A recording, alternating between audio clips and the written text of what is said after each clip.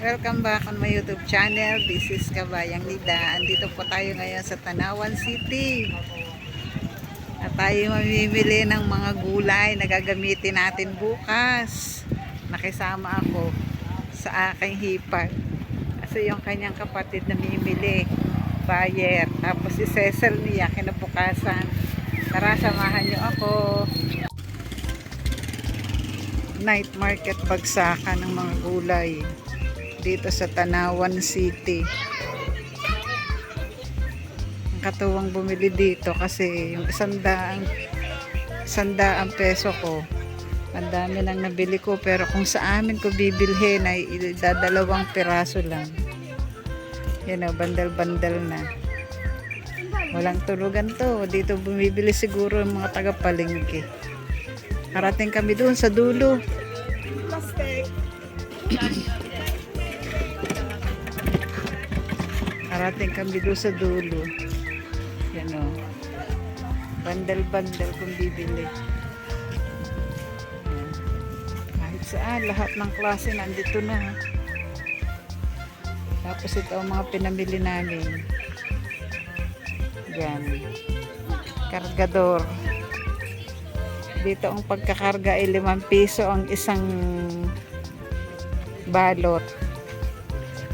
5 piso daw ang isang balot. Nakakatuwang bumili. Tapos ang aming sasakyan na van ando sa labas. Pwedeng pick upin, papasok dito sa loob. Kukuhanin yung aming binili. Nasa gitna naman may dadaan jeep. Gitnang gitna. Naikot namin yan hanggang doon sa dulo. Nakakatuwang mabili. Tapos yan naman ay ilalagay naman sa isang moving cart ba. Tapos nagta-transport in every barangay. Ibebenta every barangay. Siguro mga 3 araw lang ubos ito. 3 o 2 araw ubos yan. Tapos ako may binili din akong gulay kasi maghahandaan kami bukas. Birthday kahapon ng aking anak ni si Daiben. Bukas ako maghahanda. Kaya yan, sumama ako ngayon. First time kong sumama sa kanila dito. Marami ako nararating sa mga gantong adventure. Nalalaman ko ang mga nightlife, sa mga vegetable life. Nasa gitna oh, talaga namang nasa gitna yung kargador ay ginitna. Hindi makakadaan ng kabilang lane. Yan, mga gulay dito, gulay doon. Yan, tokwa. Ang tokwa dito, 100 isang balot. Pero sa palengke, may chico. 5 piso pa lang isa. 25 piraso daw yun. Hindi malaki tubo. 25 piraso. Pati ang kargador kasama namin. Naghahanap pa ng mabibili. O, yan ang aking kasama. O. Yan ang binili. Titimbangin daw.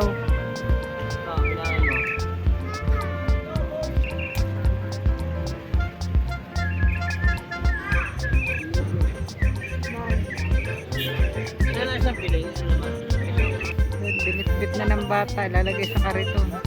Yan, uwian na. Uwian na kami. Yan, uwian na kami. Magbibiyahe kami hanggang Bawan, San Pascual. San Pascual sila, ako Bawan. Yan, hatid ako ng kapatid ko sa bahay. Yan, thank you for watching. Ito ang aming ganap ngayong gabi.